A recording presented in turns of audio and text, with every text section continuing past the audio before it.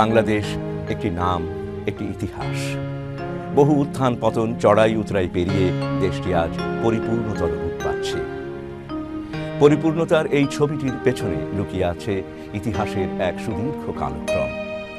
আজকের এই বাংলাদেশকে বুঝতে হলে আমাদের দৃষ্টিপাত করতে হবে ইতিহাসের সেই কালক্রমের দিকে।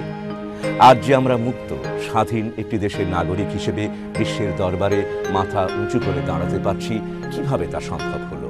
কি করে তৎকালীন পাকিস্তানি সামরিক জান্তার নিগড় ভেঙে এক রক্তক্ষয়ী যুদ্ধের মাধ্যমে স্বাধীন বাংলাদেশের অভ্যুদয় ঘটল? এবং এই অর্জনের পেছনে যে প্রস্তুতি এবং বাংলাদেশে কালানুক্রমে যে ঝোড়ো বাতাস বয়ে গেছে, তার প্রেক্ষাপটটিরও আনুপূর্বিক ইতিহাস আমাদের জানা প্রয়োজন। আমরা আপনাদের সামনে হাজির হয়েছি বাংলাদেশ আমার বাংলাদেশ নামের ধারাবাহিকটির মাধ্যমে, যাতে বর্তমান ও আগামী প্রজন্মের সামনে আমরা ইতিহাসের সেই অকথিত বা অল্প কথিত বিষয়গুলো তুলে ধরতে পারি। স্বাধীনতা যুদ্ধপূর্ব বাংলাদেশে অর্থাৎ তৎকালীন পূর্ব পাকিস্তানে একটি সাধারণ নির্বাচন হয়েছিল 1970 সালে। 70-এর সেই নির্বাচনটি ছিল পাকিস্তানের রাজনৈতিক ইতিহাসে একটি অত্যন্ত গুরুত্বপূর্ণ ঘটনা। কারণ এই নির্বাচনকে কেন্দ্র করে উদ্ভূত পরিস্থিতির কারণেই পাকিস্তান ভেঙে দুটুকরো হয়ে যায়। 70-এর সেই নির্বাচনে আওয়ামী লীগ পূর্ব পাকিস্তানে নিরঙ্কুশ সংখ্যাগরিষ্ঠতা লাভ করে। সামরিক গোয়েন্দাদের রিপোর্ট ছিল আওয়ামী লীগ 120টি আসন পেতে পারে। এই তথ্যের ভিত্তিতে তারা ভেবেছিল যে পাকিস্তানের রাজনৈতিক দলগুলোর পরস্পরের মধ্যে তীব্র কলহ সৃষ্টি করে প্রকৃত অর্থে সামরিক শাসকই দেশ পরিচালনা করে যাবে। কিন্তু নির্বাচনের রায়ে তাদের সমস্ত পরিকল্পনা ভেস্তে যায়। পাকিস্তানি সামরিক বাহিনী তখন এক গভীর ষড়যন্ত্রে লিপ্ত হয়। অবশ্যই কথা মানতেই হবে যে সামরিক বাহিনীর এই ষড়যন্ত্রের খেলা ছিল পাকিস্তানি রাজনীতির ললাট লিখন। আর সেটা বুঝতে পেরেই ভাসানী 70-এর নির্বাচন বর্জন করেন এবং স্লোগান তোলেন, ভোটের বাক্সে লাথি মারো, বাংলাদেশ স্বাধীন করো। কাগমারি সম্মেলনে 2 বছর আগে মৌলানা ভাসানী 1955 সালের 17 জুন পল্টন ময়দানে আওয়ামী মুসলিম লীগের জনসভায় সভাপতির ভাষণেও পশ্চিম পাকিস্তানিদেরকে আসসালামু আলাইকুম জানিয়েছিলেন। কাগমারিতে দ্বিতীয়বার জোরের সঙ্গে বিষয়টি উল্লেখ করাতে বেশ হইচই পড়ে যায়।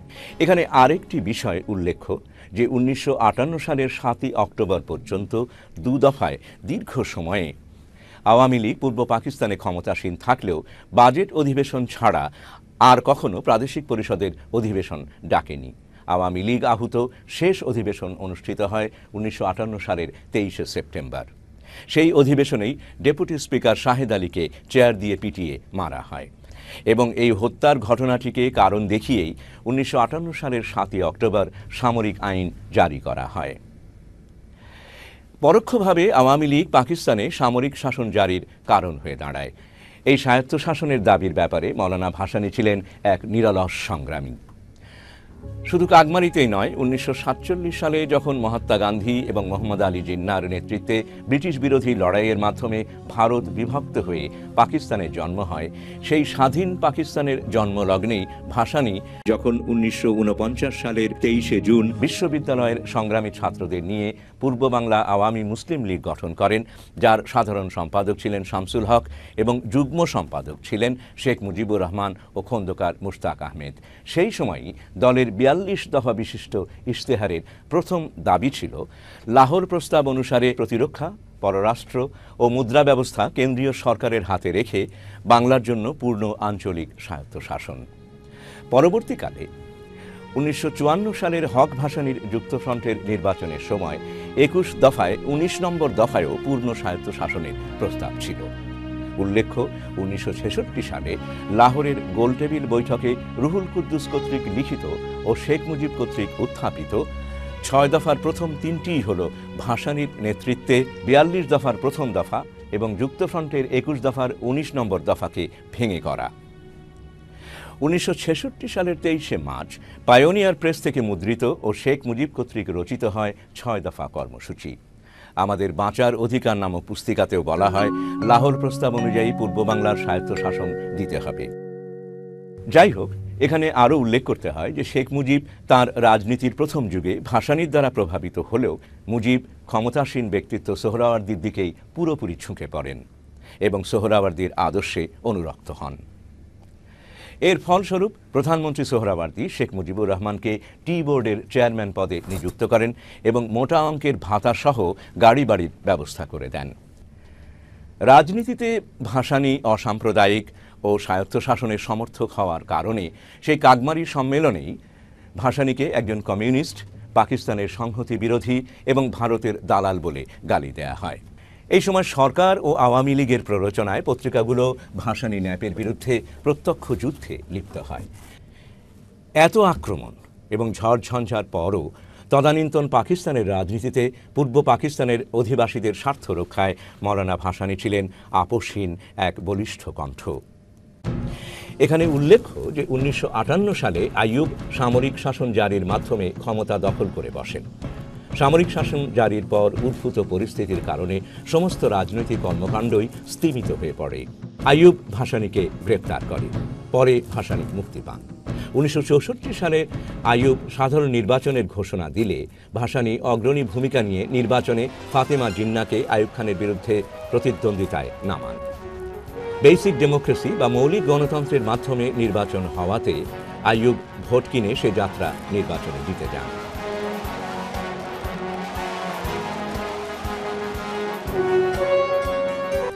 এরপর রাজনৈতিক দলগুলোর প্রস্তুতি নিতে একটু সময় লাগলেও 1966 সালে লাহোরে সর্বদলীয়ভাবে গোলটেবিল বৈঠক ডাকা হয়।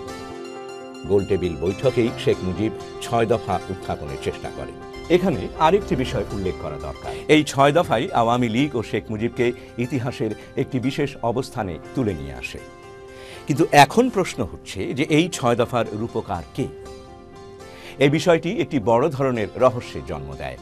কারণ 1966 সালের 5 ফেব্রুয়ারি লাহোরে উত্থাপিত হওয়ার আগ পর্যন্ত ঘুণাক্ষরেও কেউই এই 6 দফা সম্পর্কে কিছুই জানতে পারেনি। এমনকি তার সাথে সমন্বয়কারী হিসেবে যারা লাহোর গিয়েছিল কেউই 6 দফার বিষয়ে কিছুই জানতেন না। হঠাৎই শেখ মুজিব 6 দফা উত্থাপন করেন। ফলে আওয়ামী লীগ নেতারা তো বটেই, এমনকি অন্যান্য দলের নেতারাও বিস্মিত হয়ে পড়েন। নিখিল পাকিস্তান আওয়ামী লীগের প্রেসিডেন্ট নওয়াবজাদা নাসরুল্লাহ খান শেখ মুজিব কর্তৃক 6 দফা উত্থাপনে যুগপৎ বিব্রত ও বিস্মিত হন। কারণ বিষয়টি প্রেসিডেন্ট হিসেবে তার তো নয়ই, অন্য কারুরই জানা ছিল না। এতে উভয় পাকিস্তানের আওয়ামী লীগে ভাঙনের সূত্রপাত ঘটে। পরবর্তীতে নাসরুল্লাহ খান আওয়ামী লীগ থেকে পদত্যাগ করে নতুন দল গঠন করেন। 6 দফার বিষয়টি এখানেই ক্ষান্ত হওয়ার কথা, অন্তত সাময়িকভাবে হলেও। কিন্তু তা না ঘটে বিষয়টি রাজনৈতিক অঙ্গনকে আরও উত্তপ্ত করে তোলে।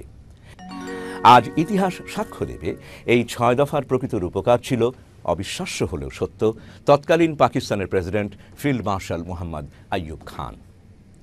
এখন প্রশ্ন হলো, কেন আইয়ুব খান এমন একটি প্রস্তাব শেখ মুজিবকে দিয়ে প্রবর্তন করলেন? একটু ইতিহাস ঘাঁটলেই এর গূঢ় রহস্য জানা যাবে যে 1965 সালে ভারত পাকিস্তানের মধ্যে 17 দিন ব্যাপী একটি যুদ্ধ সংঘটিত হয়, যা 65-এর যুদ্ধ নামে পরিচিত।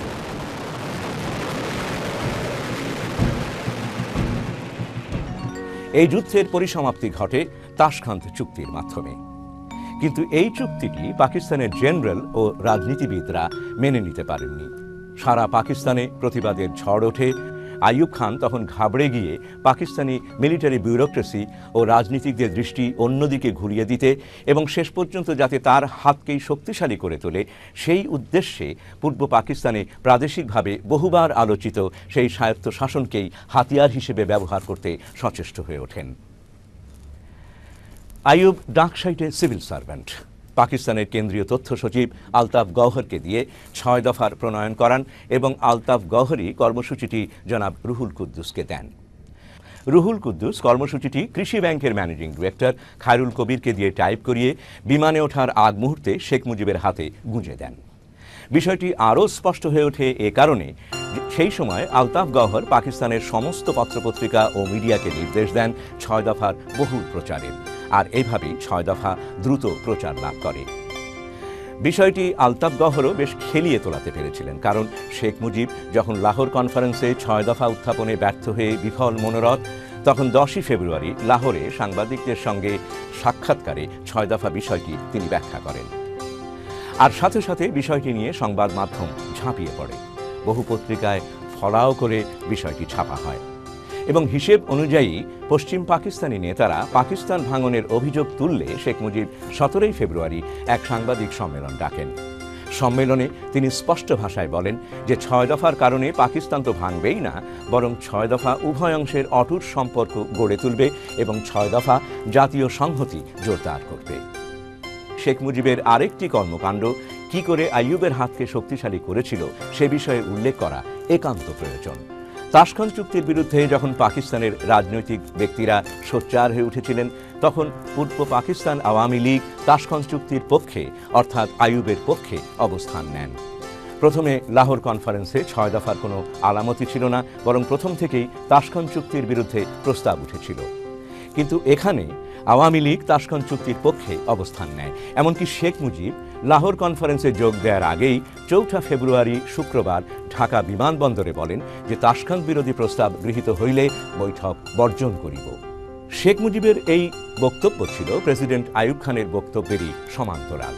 আইয়ুব রাজনৈতিক নেতাদের উদ্দেশ্যে বলেন, তাশখন্দ চুক্তির অযৌক্তিক সমালোচনা না করে গঠনমূলক প্রস্তাব দিন। কিন্তু তারপরও লাহোর সম্মেলনে আইয়ুব এবং শেখ মুজিব উভয়ের বক্তব্যকে উপেক্ষা করে খুব জোরালোভাবেই তাশখন্দ চুক্তির বিরুদ্ধে প্রস্তাব গৃহীত হয়। আমরা একটু আগেই উল্লেখ করেছি যে তখনও পর্যন্ত 6 দফার কোনো গণভিত্তি তৈরি হয়নি, আর রাজনৈতিক অভিজ্ঞতা সম্পন্ন শেখ মুজিব বুঝতে পেরেছিলেন যে গণভিত্তি ছাড়া কোনো ইস্যুই শুধুমাত্র মিডিয়ার ওপর টিকে থাকতে পারে না। তাই 6 দফারও একটি গণভিত্তি দরকার।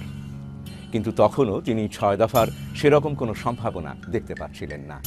সেরকম একটি নাজুক পরিস্থিতি থেকে 6 দফাকে তুলে আনতে শেখ মুজিব হাত বাড়ান ছাত্র নেতাদের দিকে।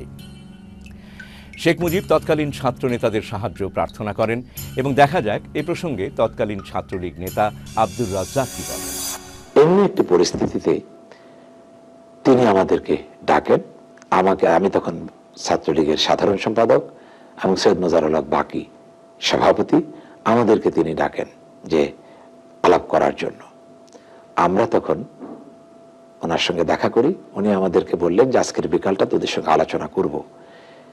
তিনি বললেন যে তোরা আমাকে সমর্থন করবি না, আমি তো বিপদে পড়ে গেছি, আমার উপরে আমি যখন 6 দফা দেওয়ার পরে বিভিন্ন দিকে অ্যাটাক আসতেছে, সমর্থন। তা আমি কথা বলছিলাম, আমি বললাম যে নিশ্চয়ই। 6 দফাকে জনপ্রিয় করার লক্ষ্যে শেখ মুজিব বিভিন্ন জেলা সদরে জনসভায় ভাষণ দেওয়া শুরু করেন। 7 জুনকে আওয়ামী লীগ 6 দফা আদায় দিবস হিসেবে এখন পালন করে থাকে। এখানে আমরা খতিয়ে দেখি যে এই 7 জুন প্রকৃতপক্ষে কি ঘটেছিল। 7 জুনের যে ঘটনাকে কেন্দ্র করে শেখ মুজিবকে 8 জুন গ্রেপ্তার করা হয় সেটিও ছিল সরকার সৃষ্ট। ঘটনাটি ঘটে এরকম: 7 জুন আওয়ামী লীগ হরতালের ডাক দেয়। হরতাল ঢাকা শহরে তেমন একটা সাড়া জাগাতে পারে না, কিন্তু ঘটনার মোড় ঘুরে যায় তেজগাঁও শিল্প এলাকার একটি ক্ষুদ্র ঘটনায়। তেজগাঁও শিল্প এলাকায় পুলিশ নিরীহ শ্রমিকদের বেধড়ক লাঠিপেটা করলে শ্রমিকদের সাথে সংঘর্ষে 2 জন নিহত ও 10-15 জন আহত হয়। নারায়ণগঞ্জেও একই ঘটনা ঘটে। সেখানে মৃতের সংখ্যা 11 জনে গিয়ে দাঁড়ায় এবং বহু আহত হয়। এই ঘটনায় তেজগাঁ, ঢাকা বিশ্ববিদ্যালয় ও নারায়ণগঞ্জ থেকে হাজার হাজার লোক বিকেলে পল্টন ময়দানে আহত আওয়ামী লীগের মিটিংয়ের দিকে ছুটে যায়। তারা সেখানে গিয়ে বিস্ময়ের সঙ্গে লক্ষ্য করে যে মঞ্চে কোনো নেতা নেই। মূলত 7 জুন পল্টনে কোনো মিটিংই হয়নি। 69-এর প্রবল গণ অভ্যুত্থান ঘটে মৌলানা ভাসানীর হাত ধরেই। এতে যোগ দেয় ছাত্ররা। মূলত মৌলানা ভাসানী 1966 সালের 4 থেকে 7 জুন ন্যাপের কনভেনশনে স্বায়ত্তশাসনকে প্রধান করে 14 দফা দাবি উত্থাপন করেন এবং এই দাবিকে সাফল্যমণ্ডিত করার লক্ষ্যে মৌলানা ভাসানী ঘেরাও আন্দোলনের সূচনা করেন। 1968 সালের 6 ডিসেম্বর পল্টন ময়দানে জনসভা শেষে ভাসানী গভর্নর হাউস ঘেরাও করতে যান। সেখানে পুলিশ নির্যাতন নেমে এলে ভাসানী 7 ডিসেম্বর হরতাল ডাকেন। হরতালের সময় পুলিশের গুলিতে 3 জন নিহত ও 16 জন আহত হয়। ফলে 8 ডিসেম্বরও হরতাল পালিত হয়। 144 ধারা ভঙ্গ করে ভাসানী পল্টন ময়দানে গায়েবানা জানাজায় ইমামতি করে আন্দোলনে প্রচণ্ড গতিবেগ সঞ্চার করেন। ফলে তীব্র আইয়ুব বিরোধী আন্দোলনের সূচনা হয়। 1968 সালে মৌলানা ভাসানীকৃত শুরু হওয়া প্রবল আইয়ুব বিরোধী আন্দোলনে ঘৃতাহুতি ঢেলে দেন আইয়ুব স্বয়ং আগরতলা ষড়যন্ত্র মামলার মাধ্যমে। এই মামলায় আন্দোলন দপদপ করে জ্বলে ওঠে। ভাসানীর জ্বালাও পোড়াও আন্দোলন থেকে বেরিয়ে আসে সেই অব্যর্থ স্লোগানটি, জেলের তালা ভাঙব, শেখ মুজিবকে আনব। এই আন্দোলনের তোড়ে আইয়ুবের শাসনযন্ত্র তীব্রভাবে নড়ে ওঠে। সেনাপ্রধান ইয়াহিয়া খানের নেতৃত্বে চিফ অব আর্মি স্টাফ গুল হাসান, জেনারেল পীরজাদা, জেনারেল মুজাফফর উদ্দিন সহ উচ্চপদস্থ সামরিক কর্মকর্তারা এক বিশেষ অধিবেশনে সিদ্ধান্ত নেন মার্শাল ল জারির। তারা আইয়ুব খানকে জানিয়ে দেন, আমরা পরিস্থিতির অবনতি আর দেখতে চাই না। 25শে মার্চের আগেই আপনার যা করণীয় তা করে ফেলুন। ভীত সন্ত্রস্ত আইয়ুব আন্দোলনকে স্তিমিত করার লক্ষ্যে গোলটেবিল বৈঠকের আয়োজন করে। কিন্তু পশ্চিম পাকিস্তানি নেতারা শেখ মুজিবকে ছাড়া বৈঠকে বসতে রাজি হলেন না। বাধ্য হয়ে তখন আইয়ুব খান তাঁর প্রতিরক্ষামন্ত্রী অ্যাডমিরাল এ.আর. খান এবং মিলিটারি ইন্টেলিজেন্স ডাইরেক্টরকে পাঠিয়ে দেন ঢাকা ক্যান্টনমেন্টে। বন্দী শেখ মুজিবের সাথে দীর্ঘ 3 ঘণ্টা ব্যাপী গোপন বৈঠকে শেখ মুজিব জানান, আমি প্রেসিডেন্ট আইয়ুবের খেদমত করতে চাই। বিশ্বে তার মতো একজন প্রেসিডেন্ট বিরল। এজন্যে আমি জামিনও প্রার্থনা করি না, আমি বন্দী অবস্থাতেই ইসলামাবাদ যাব। প্যারোলে মুক্তি নিয়ে শেখ মুজিব গোলটেবিল বৈঠকে যোগ দিতে রাজি হয়, আস্থা ফিরে পায় আইয়ুব খান।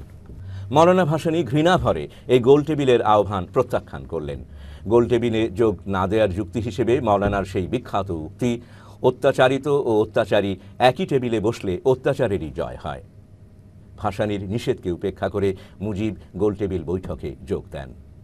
এই বৈঠকেই মুজিব আইয়ুবকে প্রেসিডেন্ট থাকার জন্য অনুরোধ করেন এবং মুজিবকে প্রধানমন্ত্রী করার কথা বলেন।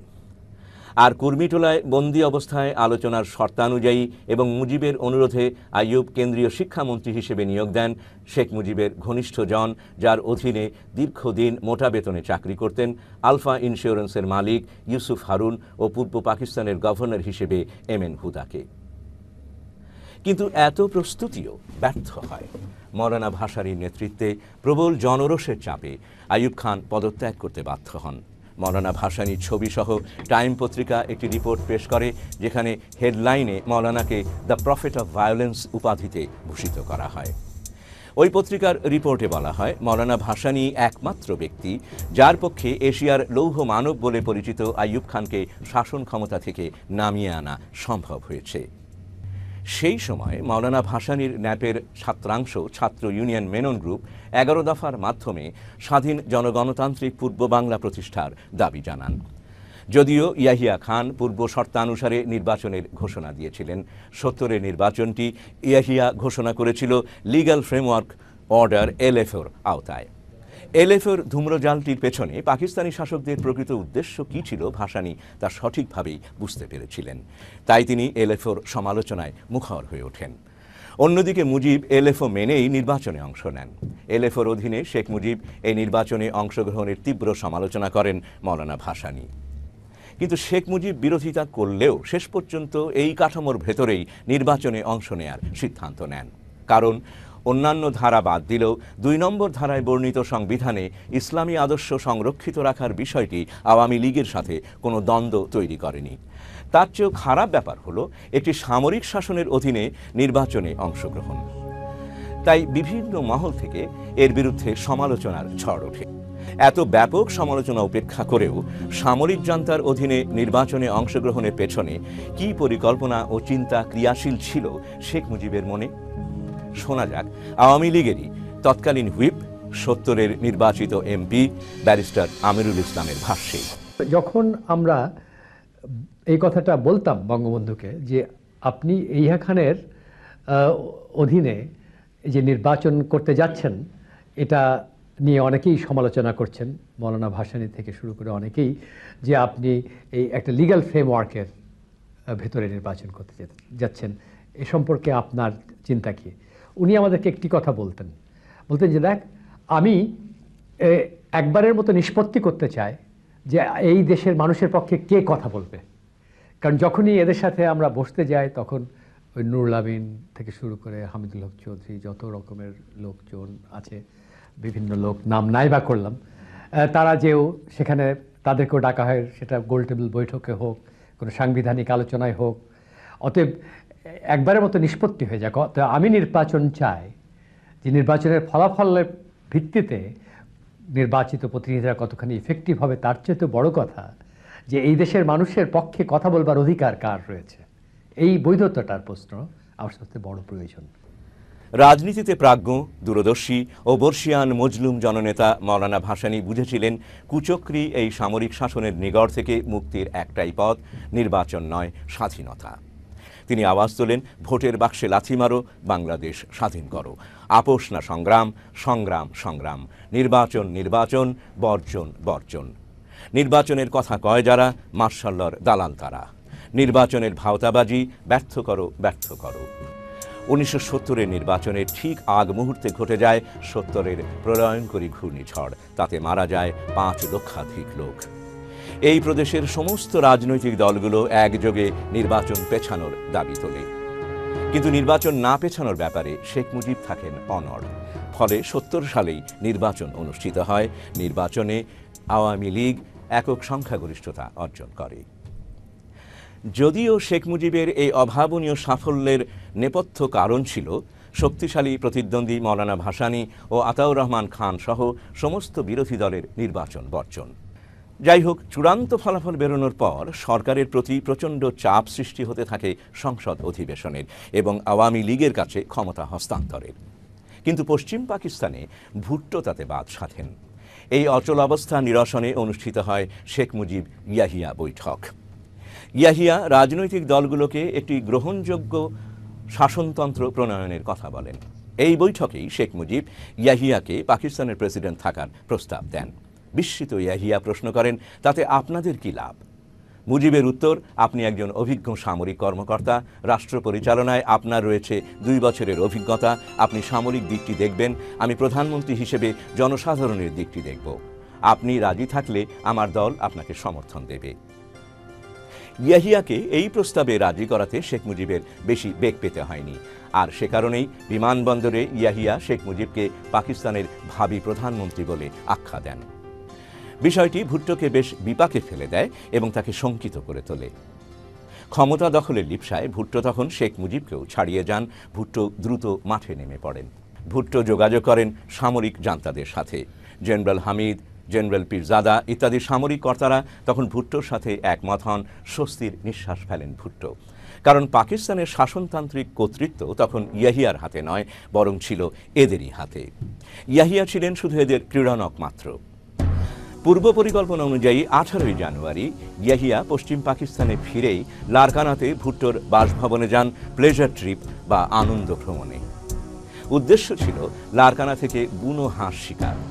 কিন্তু বিষয়টি গুরুত্বপূর্ণ হয়ে ওঠে যখন জেনারেল হামিদ, জেনারেল পীরজাদা ও মেজর জেনারেল ওমর সহ অন্যান্য সামরিক অফিসাররাও সেখানে যোগ দেন। আসলে সেটিই ছিল পাকিস্তানের পূর্বাংশের বিধিলিপি নির্ধারণের জন্য নির্দিষ্ট দিন। সেদিনই পূর্ব পাকিস্তানে আক্রমণের নীল নকশা রচিত হয়। ওই সভাতেই সিদ্ধান্ত হয় 25শে মার্চ আক্রমণ করা হবে এবং পূর্ব পাকিস্তানের দায়িত্বে থাকবেন বেলুচিস্তানের কসাই বলে পরিচিত লেফটেন্যান্ট জেনারেল টিক্কা খান।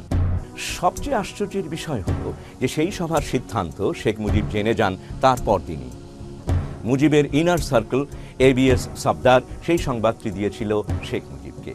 সামরিক জান্তার আক্রমণের খবর পেয়ে সফদারকে ডেকে শেখ মুজিব বলেন, বড়ই উদ্বেগের কথা, ক্ষমতা হস্তান্তর নিয়ে চক্রান্ত চলছে, তুমি সাহেবজাদা ইয়াকুব খানের সাথে দেখা করে আমাকে আসল খবরটা জানাও।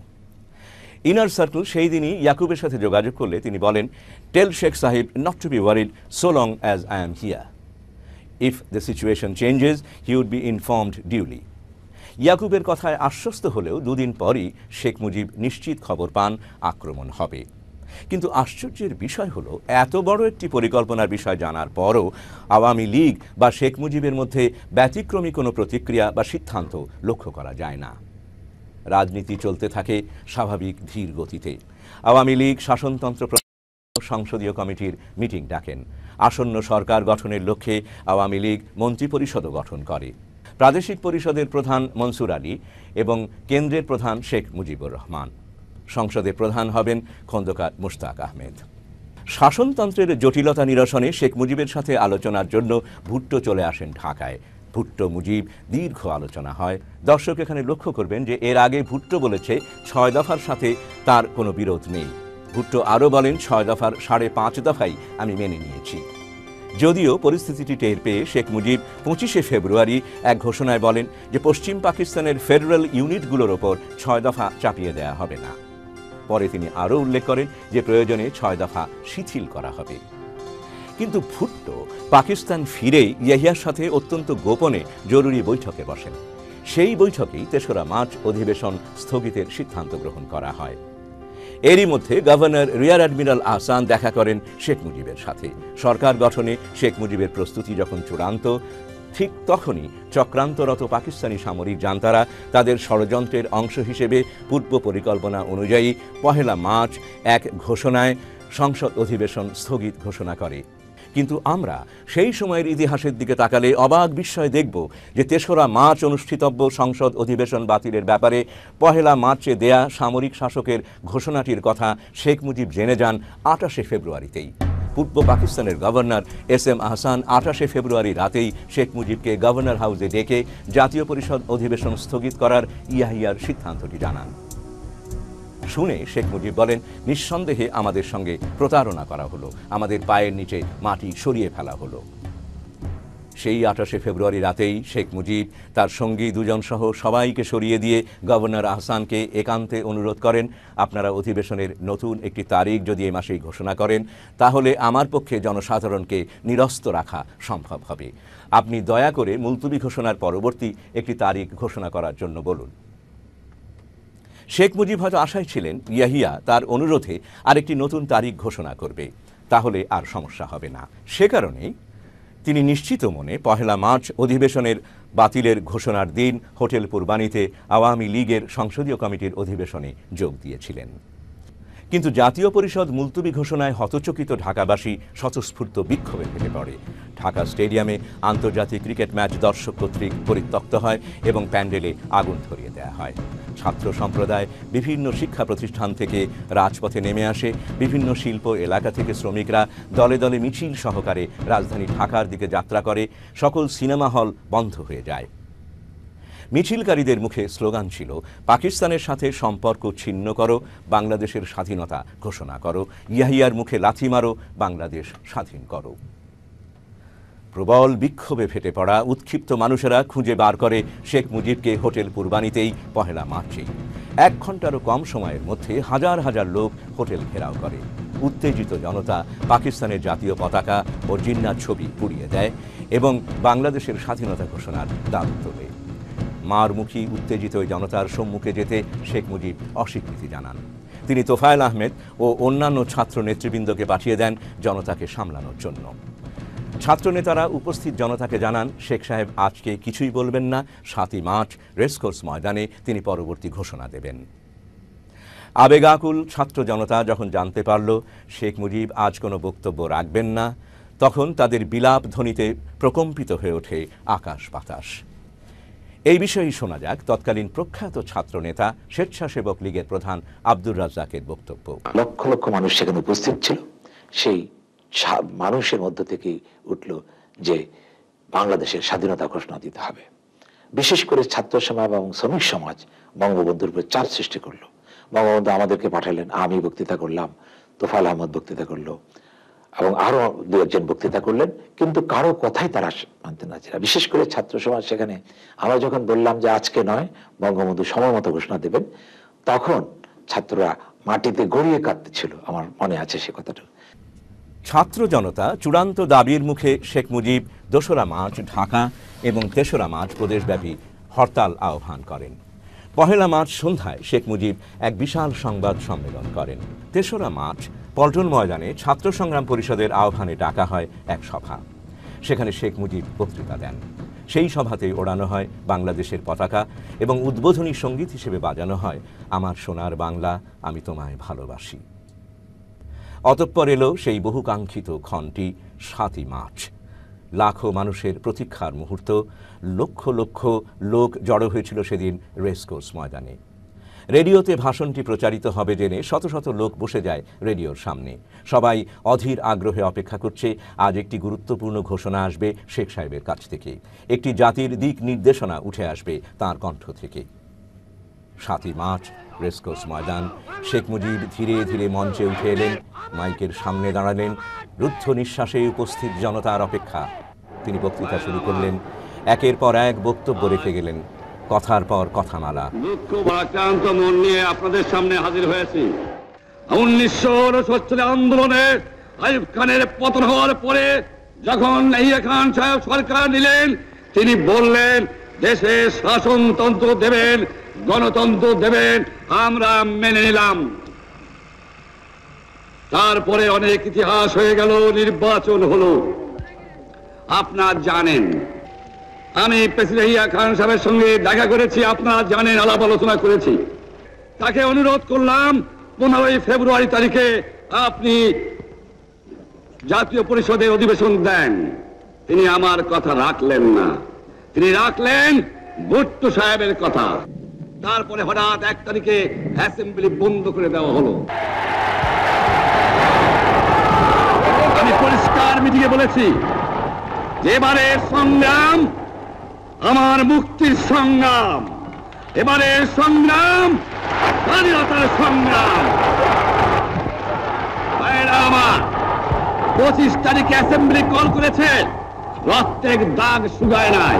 আমি 10 তারিখে বলে দিয়েছি যে ওই শহীদের রক্তের উপর দিয়ে পাড়া দিয়ে আরটিসিতে মুজিবুর রহমান যোগদান করতে পারে না। অ্যাসেম্বলি কল করেছেন, আমার দাবি মানতে হবে। প্রথম সামরিক আইন মার্শাল ল উদ্ধ করতে হবে, সমস্ত সামরিক বাহিনীর লোকদের ব্যারাকে ফেরত দিতে হবে, যেভাবে হত্যা করা হয়েছে তার তদন্ত করতে হবে, আর জনগণের প্রতিনিধির কাছে ক্ষমতা হস্তান্তর করতে হবে। তবে আমি অনুরোধ করছি, আপনারা আমাদের ভাই, আপনারা দেশকে একেবারে জাহান্নামে ধ্বংস করে দিয়েন না। জীবনে আর কোনোদিন আপনাদের মুখ দেখা দেখি হবে না। যদিও আমরা শান্তিপূর্ণভাবে আমাদের ফয়সালা করতে পারি, তাহলে অন্তপক্ষে ভাই ভাই হিসেবে বাস করার সম্ভাবনা আছে। উৎকণ্ঠিত জনতা অবাক বিস্ময়ে দেখলেন যে অজস্র কথার মধ্যে তিনি কিছুই বললেন না, শুধু অসহযোগ ও অহিংস আন্দোলন চালিয়ে যাওয়া ছাড়া। বক্তৃতাটি হয়ে পড়ল দিক নির্দেশনাহীন এক নাবিকের আস্ফালন মাত্র। হতাশ বিফল মনোরথ মানুষেরা ঘরে ফেরে কোনো রকম স্বাধীনতার ঘোষণা শ্রবণ ব্যতি রেখেই রেডিওর সামনে বসে থাকা অযুত জনতা ক্ষিপ্ত হয়ে ওঠে, কারণ সামরিক চক্র হঠাৎই রেডিওতে ভাষণ প্রচার বন্ধ করে দেয়। কিন্তু কিছুক্ষণের মধ্যেই রেডিওর সামনে বসে থাকা জনতাও জেনে যায় শেখ মুজিব স্বাধীনতার ঘোষণা দেননি। এবার আমরা দেখব যে 7ই মার্চের বক্তৃতা পরদিন পত্রিকাগুলোতে কোন আলোকে ছাপা হয়েছে। শেখ মুজিব যদি সত্যিই স্বাধীনতার ঘোষণা দিয়ে থাকেন, তাহলে পরদিন অর্থাৎ 8ই মার্চ নিশ্চয়ই তা ফলাও করে ছাপা হওয়ার কথা, কিন্তু বাস্তবে তা হয়নি। 8ই মার্চের সমস্ত পত্রিকাগুলোতে রেসকোর্স ময়দানের ভাষণ ফলাও করে ছাপা হলেও স্বাধীনতার ঘোষণার কথা ছিল না কোথাও। আমাদের সামনে রয়েছে তখনকার সবচেয়ে জনপ্রিয় পত্রিকা এবং আওয়ামী লীগের মুখপত্র হিসেবে পরিচিত দৈনিক ইত্তেফাক। ইত্তেফাকের দিকে তাকালে আমরা দেখব স্বাধীনতা ঘোষণার ছিটে ফোঁটাও কোথাও নেই, যা রয়েছে তা বরং উল্টো। দৈনিক ইত্তেফাকের হেডলাইনে রয়েছে, শেখ মুজিব বলেছেন, জাতীয় সংসদে যাওয়ার প্রশ্ন বিবেচনা করতে পারি যদি জাতীয় সংসদে যাবার ব্যাপারে তিনি কতগুলো শর্ত দিয়েছেন। এবার দেখা যাক কি শর্ত মানলে তিনি সংসদে যাবেন।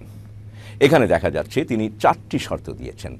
সংসদে যেতে পারি যদি অবিলম্বে সামরিক আইন প্রত্যাহার করা হয়, সমস্ত সেনাবাহিনীকে ব্যারাকে ফিরিয়ে নেওয়া হয়, নিরস্ত্র গণহত্যার তদন্ত করা হয় এবং নির্বাচিত গণপ্রতিনিধিদের কাছে ক্ষমতা হস্তান্তর করা হয়। এবার আমরা অন্যান্য পত্রিকাতে 7ই মার্চের বক্তৃতাটি কি আলোকে কোন গুরুত্বে ছাপা হয়েছে তা দেখার চেষ্টা করি। পাকিস্তান অবজারভার সংবাদ দিচ্ছে, জেনোসাইড মাস্ট স্টপ। এর পরের সংবাদটি হল, bank offices function as per Sheikh Mujib's directives. অন্য সংবাদটি হল, শেখ মুজিব স্পিক্স। বাংলা দৈনিক পূর্বদেশে হেড নিউজ ছাপা হয়েছে শেখ মুজিবের ঘোষণা। তারপর সেই দিনেরই আরও একটি সংবাদ, শেখ মুজিবের বিবৃতি। দৈনিক মর্নিং নিউজের সংবাদ ছিল ট্রান্সফার পাওয়ার ইমিডিয়েটলি মুজিব। অন্যান্য পত্রিকাতেও একই ধরনের সংবাদ সমৃদ্ধ হয়ে বের হয় 8ই মার্চ। কিন্তু 7ই মার্চের ভাষণের পূর্বে দেশের ঘরে ঘরে মানুষের এমন একটি প্রস্তুতি ছিল যে আজ স্বাধীনতার ঘোষণা দেয়া হবে। সেই উদ্দেশ্যে বহু দেশি বিদেশি সাংবাদিকরাও রেসকোর্স ময়দানে এসে জড়ো হন। পুলিশ, বিডিআর, এমনকি আর্মির মধ্যেও ছিল তেমনি একটা গোপন প্রস্তুতি। লক্ষ্য করা যাক, টাঙ্গাইলের তৎকালীন বাঙালি সামরিক অফিসার, মুক্তিযুদ্ধে সেক্টর কমান্ডার, স্বাধীনতার পর সামরিক বাহিনীর প্রধান এবং গত শাসন আমলে আওয়ামী লীগের এমপি মেজর জেনারেল শফিউল্লাহ এ বিষয়ে কি বক্তব্য রাখেন। 2 তারিখের পরের থেকে যেভাবে নাকি আন্দোলন শুরু হয়েছে, আমরাও কিন্তু we became A part of it. এবং এই প্রেক্ষিতে যখন নাকি আমরা দেখছি যে এক পরিবেশ সৃষ্টি হচ্ছে যে আমাদের একটা পথ নিতেই হবে, একটা রাস্তা ধরতেই হবে, তখন অ্যানাউন্সমেন্ট আসলো যে বঙ্গবন্ধু 7ই মার্চে ভাষণ দেবেন। বঙ্গবন্ধুর ভাষণের জন্য আমরা কিন্তু সব প্রস্তুত ছিলাম। টাঙ্গাইলে 7ই মার্চের আগে 2-3 দিন আগে হয় 3rd অথবা 4th অথবা 5th হবে, বাংলাদেশে ফ্ল্যাগ কিছু উড়ানো হয় যে এই ফ্ল্যাগই বঙ্গবন্ধু সেদিন স্বাধীনতা ঘোষণা দেবেন এবং এই ফ্ল্যাগ তিনি সেদিন উড়াবেন।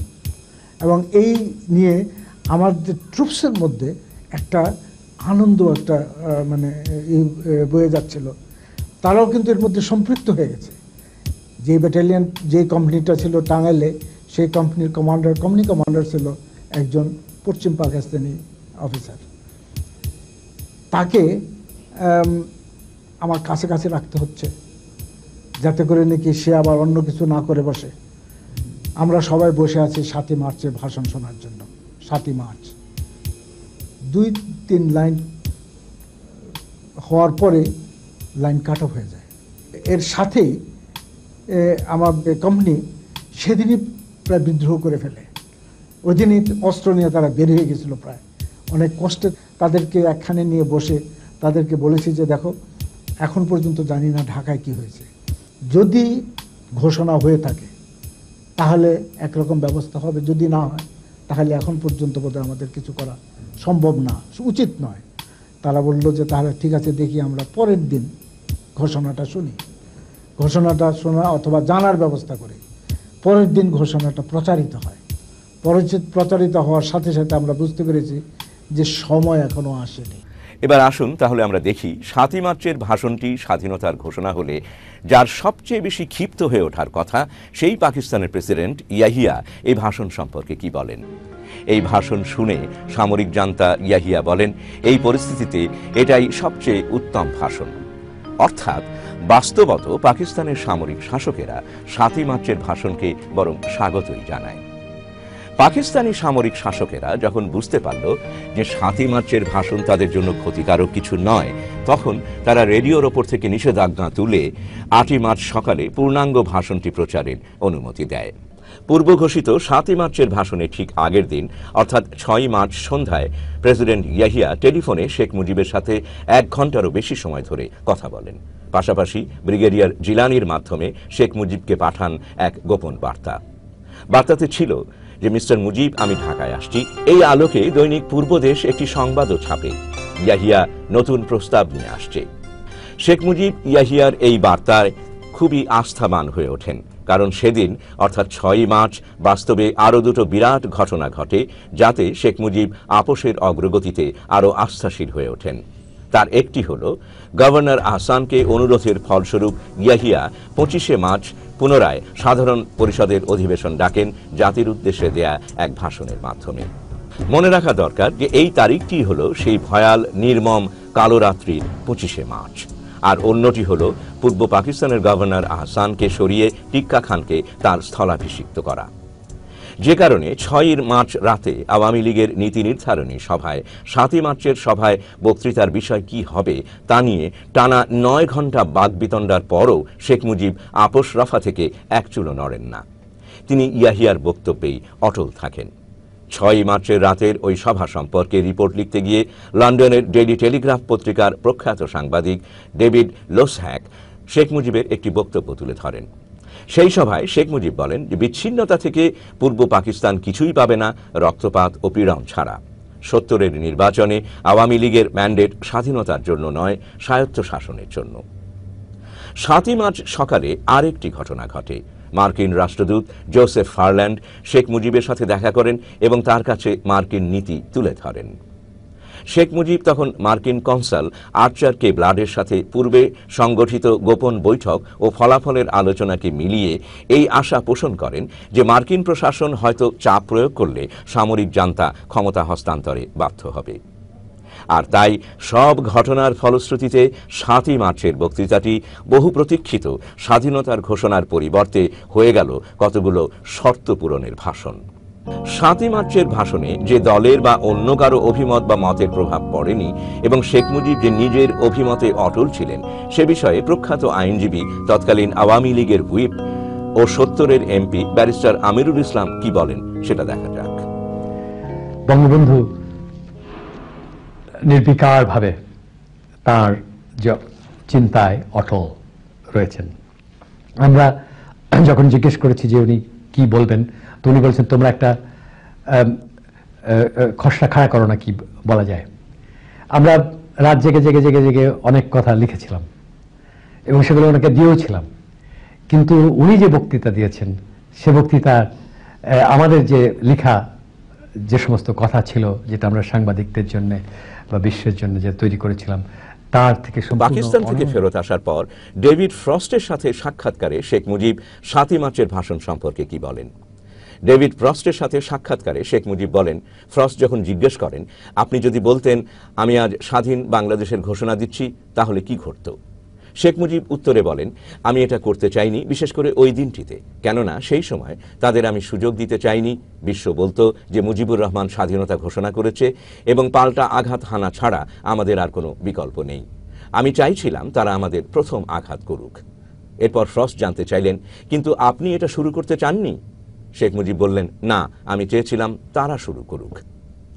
ডেভিড ফ্রস্টের সাথে এই সাক্ষাৎকারে শেখ মুজিব স্পষ্ট ভাষায় বলেছেন 7 মার্চ তিনি স্বাধীনতার ঘোষণা দেননি। 1971 সালেরই 6 নভেম্বর ভারতের প্রধানমন্ত্রী ইন্দিরা গান্ধী নিউ ইয়র্কের কলাম্বিয়া বিশ্ববিদ্যালয়ে এক ভাষণে বলেন, আমার জানা মতে এমনকি এখনো পর্যন্ত তিনি নিজে স্বাধীনতার কথা বলেননি।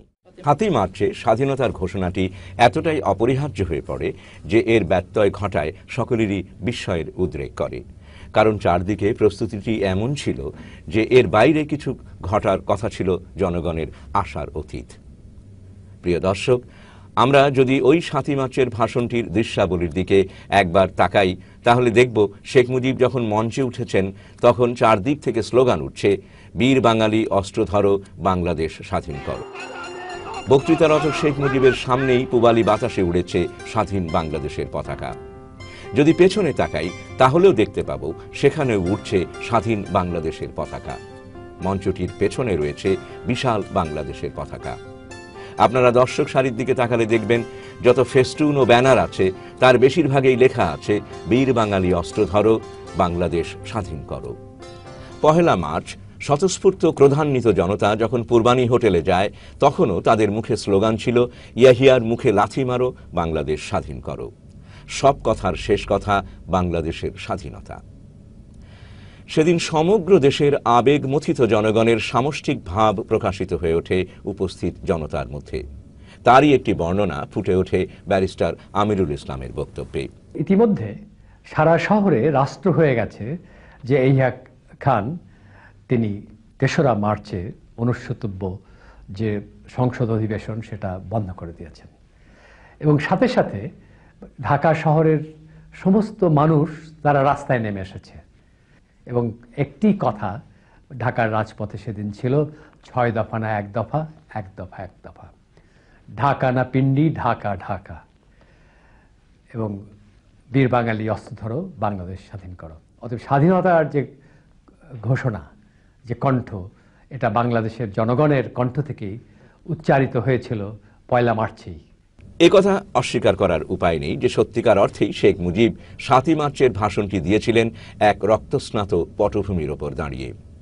তৎকালীন সরকারি বিজ্ঞপ্তি অনুযায়ী ১ মার্চ থেকে ৬ মার্চ পর্যন্ত সারা পূর্ব পাকিস্তানে মারা যায় ১৭২ জন এবং আহত হয় ৩৫৮ জন। বাস্তবে হতাহতের সংখ্যা ছিল আরও অনেক বেশি। রক্তাপ্লুত এইসব লাশের আহ্বান উপেক্ষা করে ৭ই মার্চ সভামঞ্চে উপস্থিত আপামর জনতার আকাঙ্ক্ষাকে জলাঞ্জলি দিয়ে স্বাধীনতার ঘোষণা না দিয়েই শেখ মুজিব তাঁর ভাষণটি সমাপ্ত করেন। অন্যদিকে পাকিস্তানি কুচক্রী শাসক গোষ্ঠী এই সুযোগটিকেই কাজে লাগানোর জন্য আপ্রাণ সচেষ্ট হয়ে উঠল। আজ ইতিহাসের সাক্ষ্য এই যে ৭ই মার্চ থেকে ২৫শে মার্চ এই ১৮টি দিন ছিল বাংলাদেশের ভাগ্যাকাশে অতীব গুরুত্বপূর্ণ সময়। অহিংস রাজনীতি হিংস্র আকার ধারণ করতে থাকল। স্থানে স্থানে আন্দোলন আক্রমণাত্মক রূপ ধারণ করল। জয়দেবপুরে ১০ জন, রাজশাহীতে ৩৫ জন, চট্টগ্রামেই ২৩শে মার্চ ৪,০০০-এরও বেশি লোকসহ ২৫শে মার্চের আগেই মোট ৫,০০০ জনেরও বেশি মৃত্যু ঘটল বিভিন্ন স্থানে। উত্তাল জনতা রুদ্র রোষে ফেটে পড়ল। আর এসব হত্যা, মৃত্যু ও রক্তপাতকে উপেক্ষা করে শেখ মুজিব আলোচনায় বসতে রাজি হলেন সামরিক শাসকদের সাথে। ১৫ই মার্চ ইয়াহিয়া ঢাকায় আসেন তার সেই নতুন পরিকল্পনা নিয়ে। ১৬ই মার্চ ইয়াহিয়া মুজিব বৈঠক শুরু হয় সকাল ১১টায়। কিন্তু তাজউদ্দিন ও তার সমর্থকরা জেনারেল ইয়াহিয়ার সঙ্গে কোনো প্রকার আলোচনায় বসতে রাজি ছিলেন না। তারা কোনো আপোষ নয়, নীতির পক্ষে ছিলেন। কিন্তু ফারল্যান্ডের সঙ্গে রুদ্ধদ্বার গোপন বৈঠকের পর শেখ মুজিব আপোষের পথে চলা অব্যাহত রাখারই সিদ্ধান্তে অটল থাকেন। প্রথম দিন আলোচনাতেই শেখ মুজিব ও ইয়াহিয়া একটি আপোষ সমঝোতাতে পৌঁছে যান। দীর্ঘ ২.৫ ঘণ্টা ব্যাপী উক্ত আলোচনায় আগামী ৩ মাসের মধ্যে কার্যকর হবে এমন একটি সমঝোতাপত্র তৈরি হয়। সমঝোতাপত্রের শর্তগুলো ছিল এমন: সামরিক শাসনের প্রত্যাহার এবং প্রেসিডেন্টের ঘোষণা বলে বেসামরিক সরকারের কাছে ক্ষমতা হস্তান্তর, বাংলাদেশ অর্থাৎ পূর্ব পাকিস্তান ও পশ্চিম পাকিস্তানের বিভিন্ন প্রদেশে নির্বাচিত প্রতিনিধিদের হাতে ক্ষমতা হস্তান্তর, ইয়াহিয়া খান প্রেসিডেন্ট পদে বহাল থাকবেন এবং কেন্দ্রীয় সরকার নিয়ন্ত্রণ করবেন। প্রথমে পূর্ব ও পশ্চিম পাকিস্তানের জাতীয় পরিষদ সদস্যরা পৃথক পৃথক অধিবেশনে মিলিত হবেন এবং তারপর দুই প্রদেশের সদস্যদের যৌথ অধিবেশনে পাকিস্তানের শাসনতন্ত্র চূড়ান্ত করা হবে। ১৭ই মার্চ পরামর্শক সহ ইয়াহিয়ার সাথে শেখ মুজিব বৈঠকে বসেন।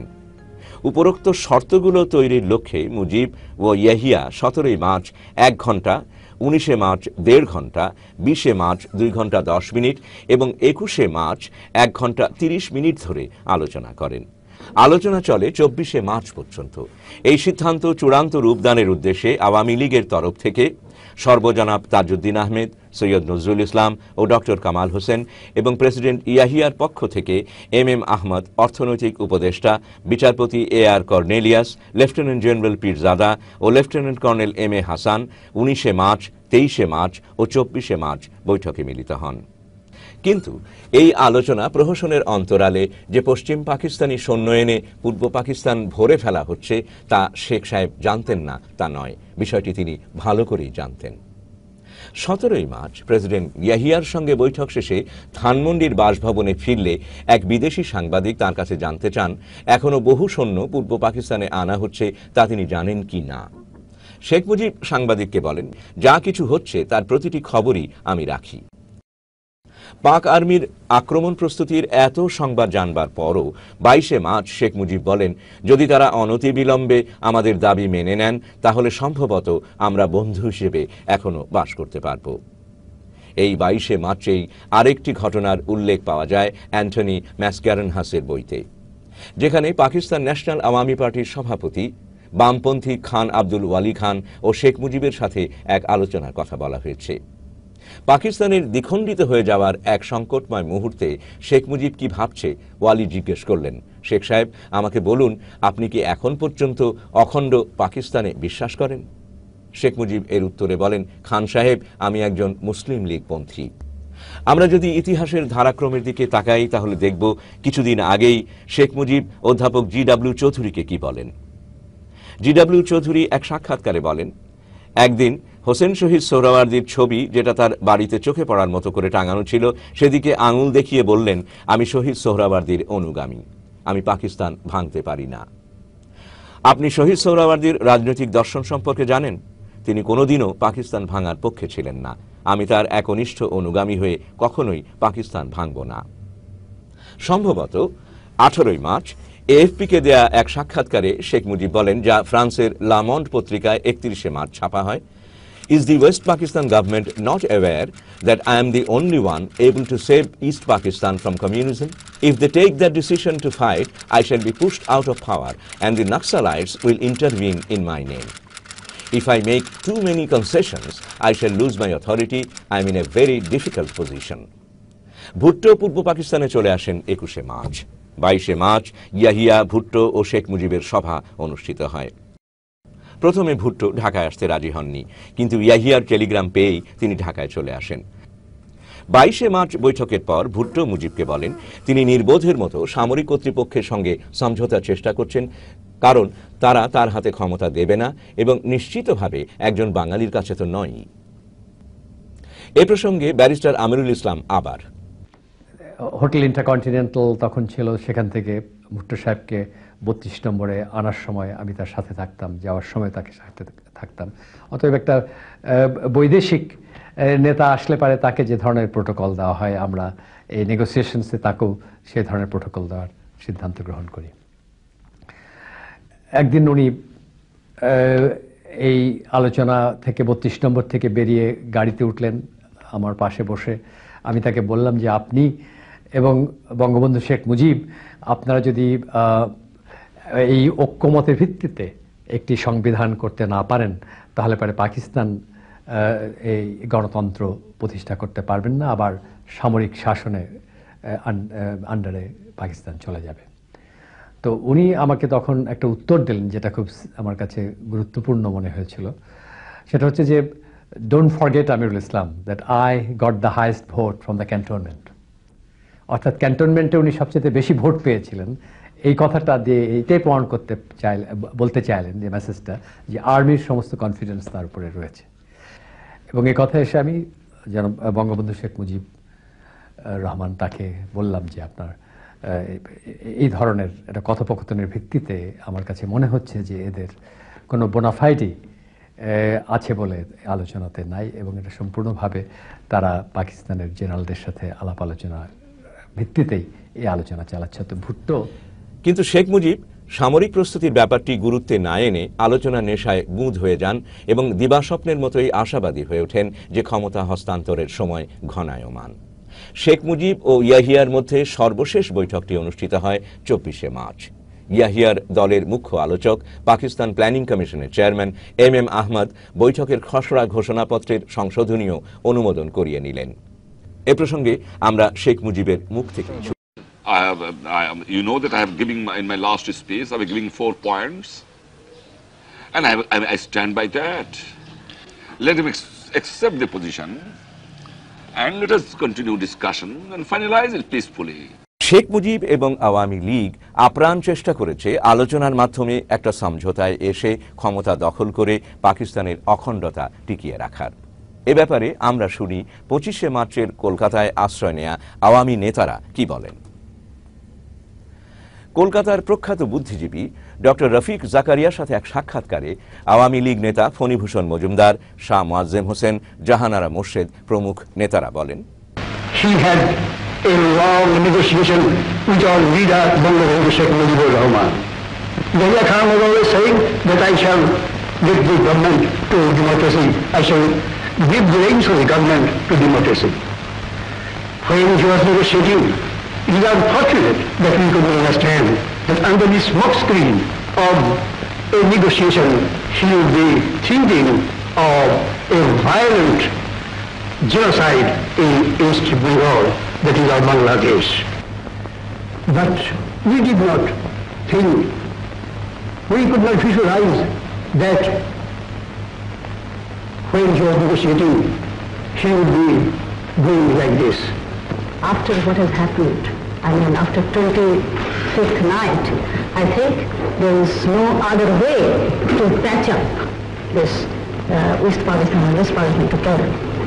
Because we lost, we tried our best through 6-point program to stay together though they blame us that we want to secede, still we know in our heart of hearts that that was our last chance to stay together.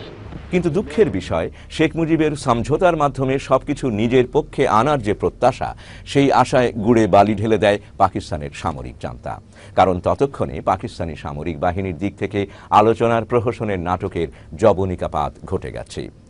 25শে March রাতে আক্রমণের সমস্ত প্রস্তুতি সম্পন্ন হয়ে গেছে। 1 মার্চে পূর্ব পাকিস্তানে পশ্চিম পাকিস্তানি সৈন্যবাহিনী ছিল 12,000-এর কিছু বেশি, তা বাড়িয়ে প্রায় 1 লক্ষে উন্নীত করা হয়েছে। 2রা মার্চ থেকে বিমানে করে সৈন্য আনা শুরু হয় সান্ধ্য আইন জারি করে।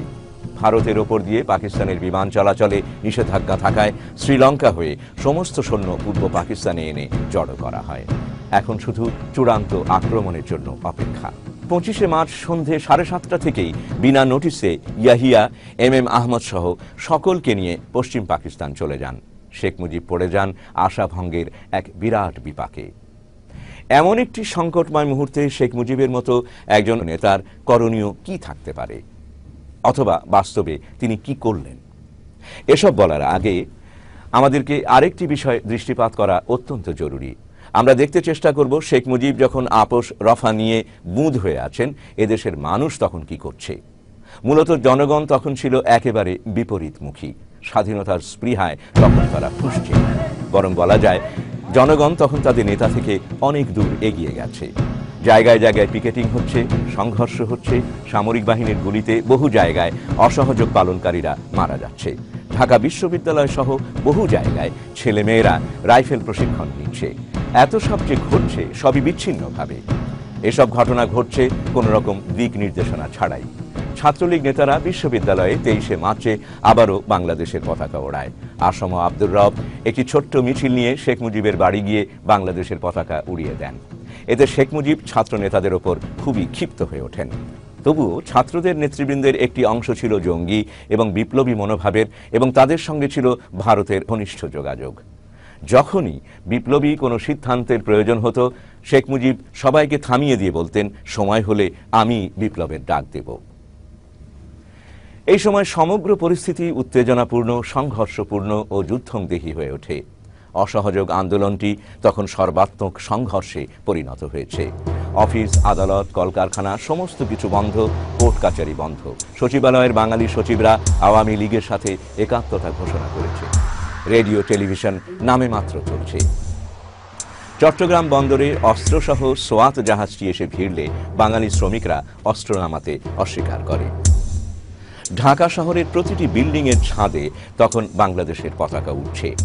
সারা দেশের প্রস্তুতির এই চিত্রটি স্পষ্ট হয়ে উঠেছে তৎকালীন আওয়ামী স্বেচ্ছাসেবক লীগের প্রধান সাবেক মন্ত্রী আব্দুর রাজ্জাকের বক্তব্যে।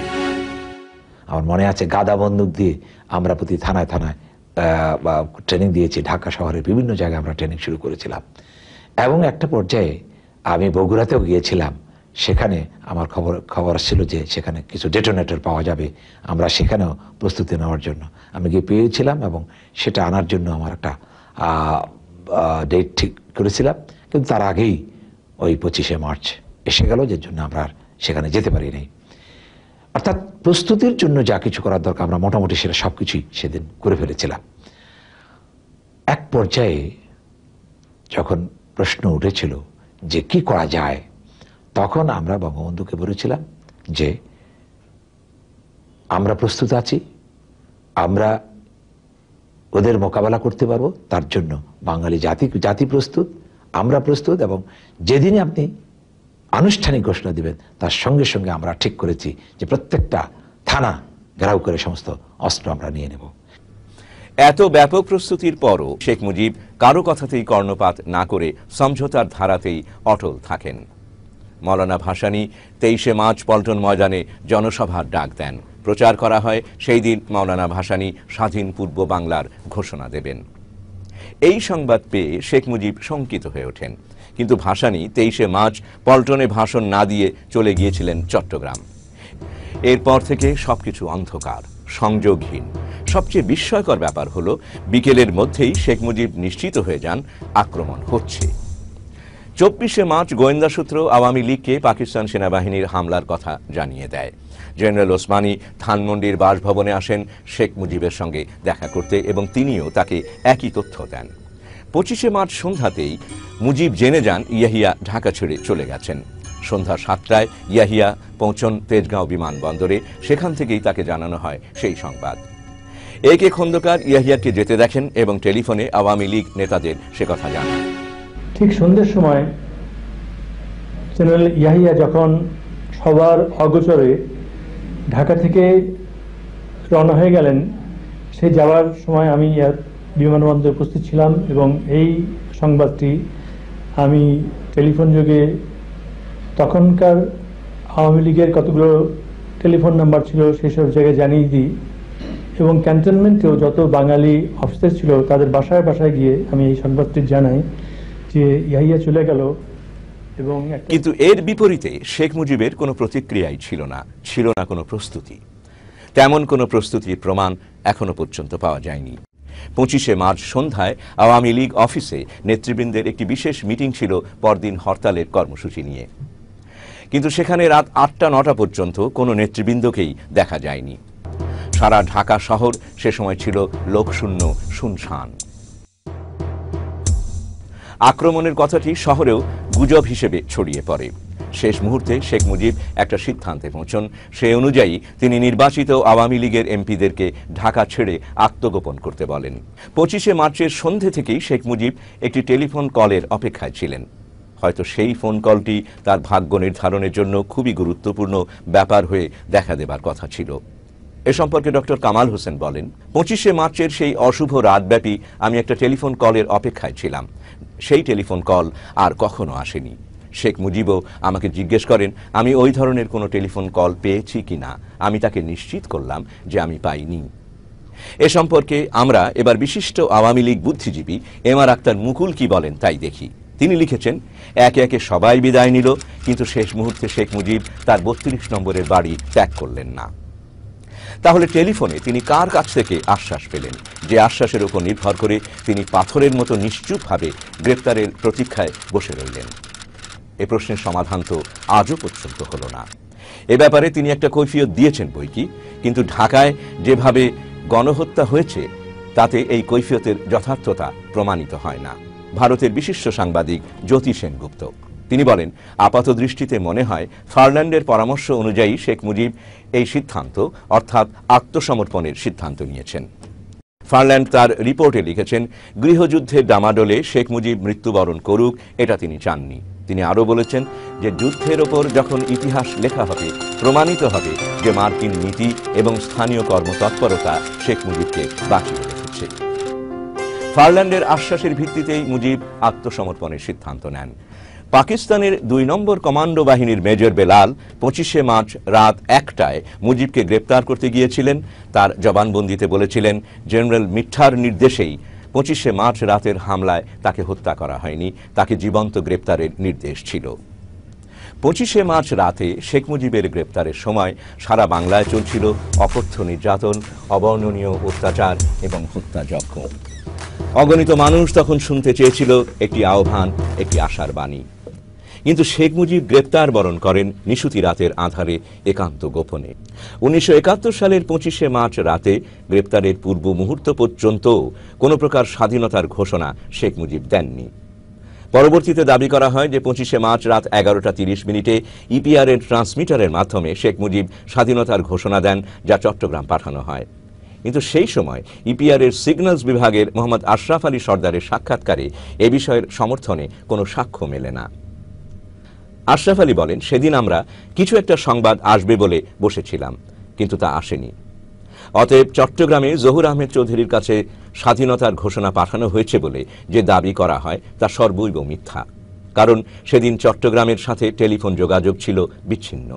ক্যাপ্টেন রফিকুল ইসলামের বক্তব্যে আছে, সে রাতে তিনি ঢাকায় পিলখানার সাথে কোনো যোগাযোগ করতে পারছিলেন না।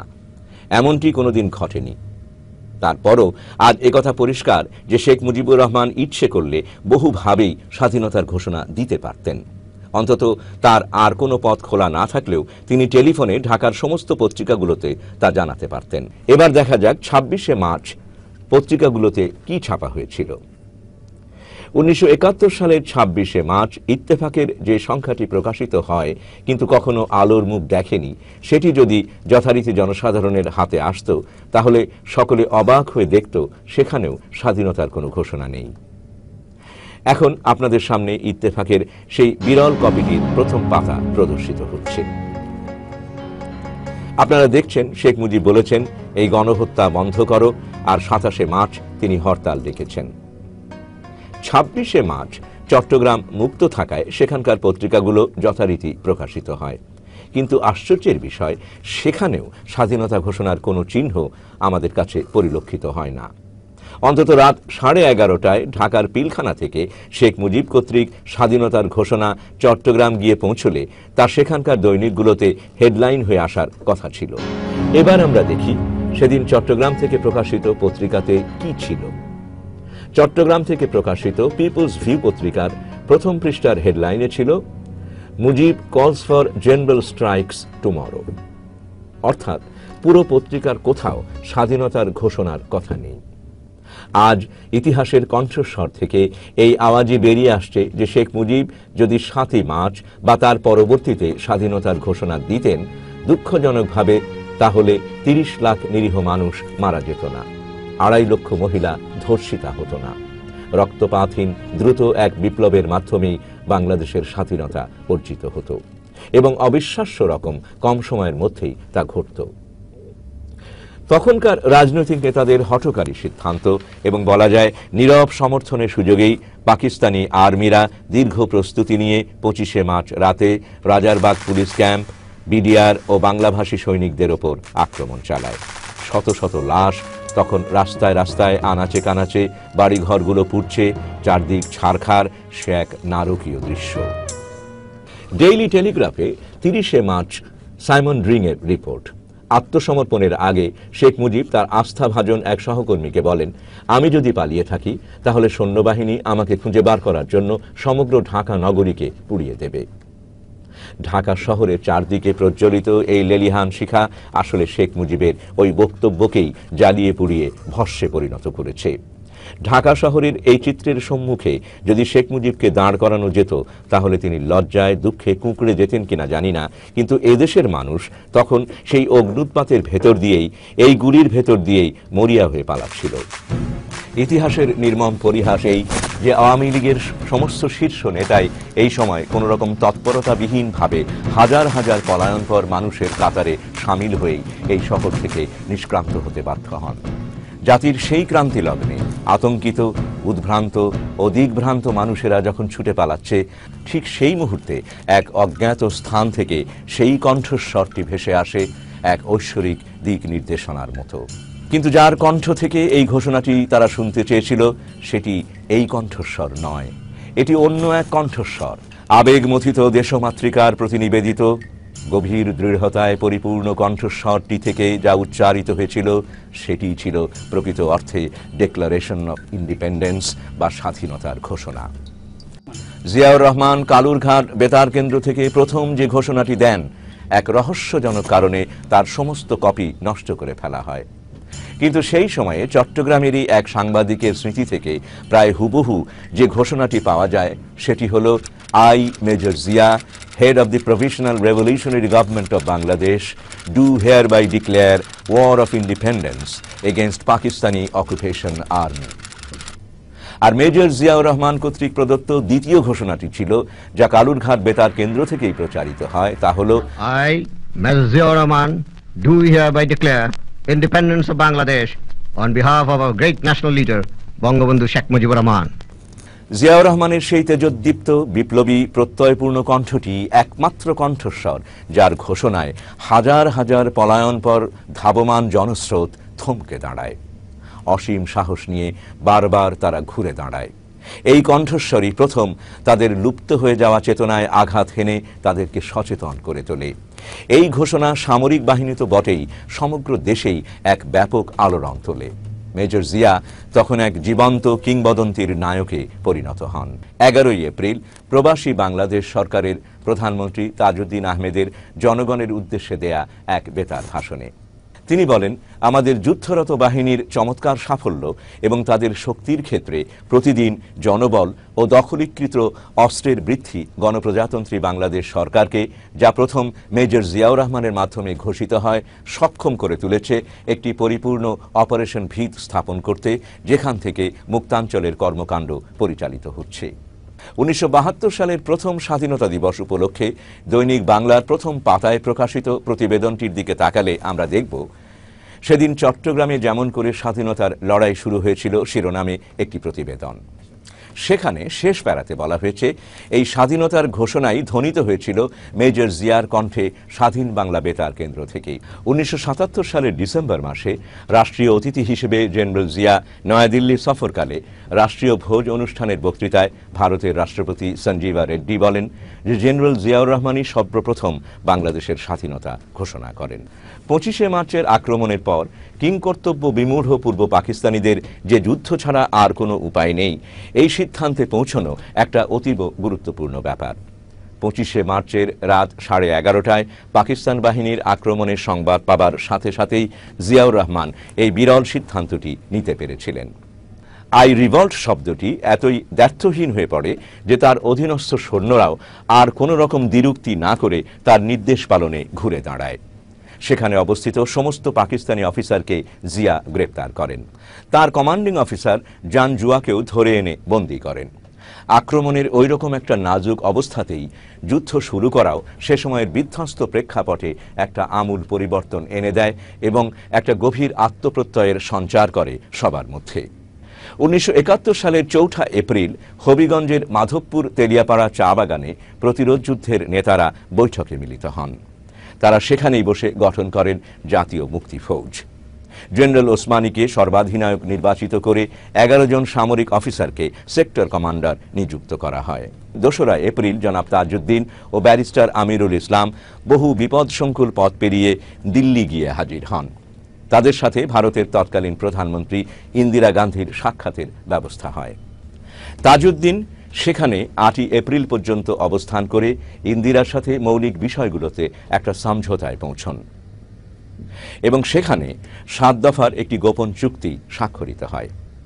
10 এপ্রিল বাংলাদেশের স্বাধীনতা ঘোষণাপত্র ও প্রবাসী বাংলাদেশ সরকারের পরিপূর্ণ কাঠামোটি নির্ধারিত হয়। 11 এপ্রিল প্রবাসী বাংলাদেশ সরকারের প্রধানমন্ত্রী এক বেতার ভাষণে মেজর জিয়াউর রহমান, মেজর শফিউল্লাহ ও মেজর খালেদ মুশাররফকে যথাক্রমে চট্টগ্রাম, নোয়াখালী অঞ্চল, ময়মনসিংহ টাঙ্গাইল অঞ্চল এবং সিলেট কুমিল্লা অঞ্চলের সেক্টর কমান্ডার হিসেবে দায়িত্বভার প্রদানের কথা ঘোষণা করেন। পরবর্তীতে পুরো রণাঙ্গনকে মোট 11টি সেক্টরে ভাগ করা হয়। 17 এপ্রিল প্রচুর বিদেশি সাংবাদিকদের উপস্থিতিতে স্বাধীন বাংলাদেশের প্রবাসী সরকারের ঘোষণা দেয়া হয়। স্বাধীনতা যুদ্ধের এই পুরো 9টি মাস ধরে অতিক্রান্ত পরিস্থিতির আরেকটি ভিন্ন চিত্র আমাদেরকে এখানে তুলে ধরতেই হচ্ছে।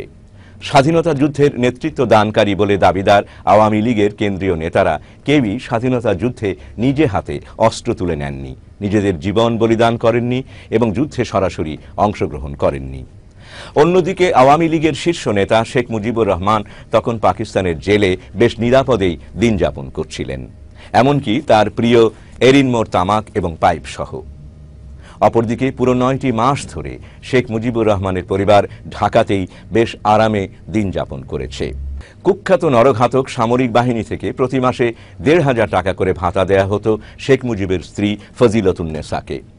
বাংলাদেশ যখন রক্তাক্ত যুদ্ধে লিপ্ত, বাংলাদেশের এ মাথা ও মাথা ব্যাপী প্রতিদিন হাজার হাজার লোককে গুলি করে বেয়নেট দিয়ে খুঁচিয়ে নির্মমভাবে হত্যা করা হচ্ছে, শত শত নারী হচ্ছে ধর্ষিতা, 1 কোটি শরণার্থী যখন ভারতের মাটিতে মানবেতর জীবন কাটাচ্ছে আর এক মুঠো ভাতের জন্য করছে হাহাকার, যখন অবুঝ শিশুদের জন্য জোটেনি সামান্য দুধ বা বার্লি, তখন ভারতের মাটিতে এই আওয়ামী নেতাদের জীবনাচরণ সত্যিই ছিল দুঃখজনক এবং লজ্জাকর। এই সব নেতারা বেশিরভাগই সস্ত্রীক পশ্চিমবাংলা গিয়েছিলেন। এরা তখন সুদৃশ্য অলংকার এবং অন্যান্য মহার্ঘ জিনিসও কেনাকাটা করতেন। আওয়ামী নেতাদের কলকাতার জীবন সম্পর্কে আরও তথ্য মিলবে স্বাধীনতার পর শেখ মুজিব দেশে ফিরলে স্বাধীন বাংলা ছাত্র সংগ্রাম পরিষদ শেখ মুজিবের কাছে যে 2টি প্রস্তাব রাখেন তাতে। সেই প্রস্তাবের 4 নম্বরটি হল অস্থায়ী সরকার ও আওয়ামী লীগের এমএনএ ও এমপি যারা ভারতে অবস্থানকালে দুর্নীতি করেছে এবং স্বাধীনতা যুদ্ধের প্রতি বিশ্বাসঘাতকতা করেছে তাদেরকে আওয়ামী লীগ থেকে বহিষ্কার এবং ট্রাইব্যুনাল গঠন করে বিচার করতে হবে। প্রবাসী সরকার 11 থেকে 17 জুলাই পর্যন্ত কলকাতায় থিয়েটার রোডে 7 দিনব্যাপী সেক্টর কমান্ডার সমন্বয়ে এক সম্মেলনের আয়োজন করেন। সেখানে তৎকালীন প্রধানমন্ত্রী তাজউদ্দিন আহমেদ সভাপতিত্ব করেন। সেই নীতি নির্ধারণী আলোচনার এক পর্যায়ে জিয়াউর রহমান সংখ্যাগরিষ্ঠ সেক্টর কমান্ডারদের সাথে আলোচনা সাপেক্ষে মুক্তিযুদ্ধের সর্বাধিনায়ক এমএজি ওসমানীকে সামরিক দেশরক্ষা মন্ত্রী পদে উন্নীত করে 7 জন তরুণ অধিনায়কের একটি ওয়ার কাউন্সিল গঠনের প্রস্তাব দেন, যাতে যুদ্ধের অভিজ্ঞতাবিহীন নেতারাই শুধু এককভাবে সিদ্ধান্ত না নিয়ে যুদ্ধে অভিজ্ঞদের সহযোগে সিদ্ধান্ত গ্রহণ করা যায় এবং এই কাউন্সিল সরাসরি যুদ্ধক্ষেত্রের সাথে যোগাযোগ রক্ষা করবে ও দিক নির্দেশনা প্রদান করবে। আজ বিশেষজ্ঞরা পৃথিবীর যুদ্ধ ইতিহাস ঘেঁটে একথাই বলেছেন যে জিয়াউর রহমানের প্রস্তাবটি ছিল সেই মুহূর্তে সবচেয়ে বৈজ্ঞানিক। যাই হোক, আগস্ট মাস থেকে বাংলাদেশের মুক্তিযুদ্ধ একটা গতিবেগ পায়। এই সম্মেলনের পর জুলাই মাসে জিয়া যুগপৎভাবে 11 নম্বর সেক্টর এবং ব্রিগেড জেড ফোর্স গঠন করেন। অন্য ব্রিগেড দুটি এস ফোর্স এবং কে ফোর্স সেপ্টেম্বরের শেষের দিকে গঠিত হয়। 17 জুলাই থেকে প্রথম নিয়মিত ব্রিগেড জেড ফোর্স গঠিত হয়। মেঘালয়ের গভীর জঙ্গলে তেল চালায় জিয়াউর রহমান আশ্চর্য দ্রুততায় ও অত্যন্ত কুশলতার সাথে 22,000 মুক্তিযোদ্ধা সমন্বয়ে এই ব্রিগেডটি গড়ে তোলেন এবং প্রায় 500 বর্গমাইলের স্বীয় প্রতিরক্ষায় সক্ষম বাংলাদেশের স্বাধীন ভূখণ্ড প্রস্তুত করেন। এটি ছিল সেন্ট্রাল সেক্টর। জিয়াউর রহমানের ইচ্ছা ছিল এখান থেকেই তিনি কামালপুর বক্সিগঞ্জ পথে ঢাকা আক্রমণ করবেন। এখান থেকে ঢাকা আক্রমণ ভৌগোলিক দিক থেকে সবচেয়ে সহজতর এবং সেজন্য জিয়াউর রহমান এলাকাটিকে স্বাধীন বাংলাদেশ ঘোষণা দেওয়ার জন্য প্রবাসী সরকারকে অনুরোধও করেন। জিয়াউর রহমানের ঢাকা আক্রমণের ওই সিদ্ধান্তটি যে কত যথার্থ ছিল তার প্রমাণ মেলে যৌথ বাহিনীর commander major general Lakshman Singh Lehl, যিনি 20 মাউন্টেন ডিভিশনের জিওসি ছিলেন, তার লেখনীতে। The central sector lies south of the Meghalaya and forms a triangle with its broad base in the north along the Indian border, with Jamuna and Meghna forming its western and eastern sides. Dhaka at the south apex was the capital and political and psychological heart of East Pakistan. As discussed earlier, the best geographical approach to Dhaka from the Indian territory was through the central sector from the north, even though the eastern sector provided a much shorter approach.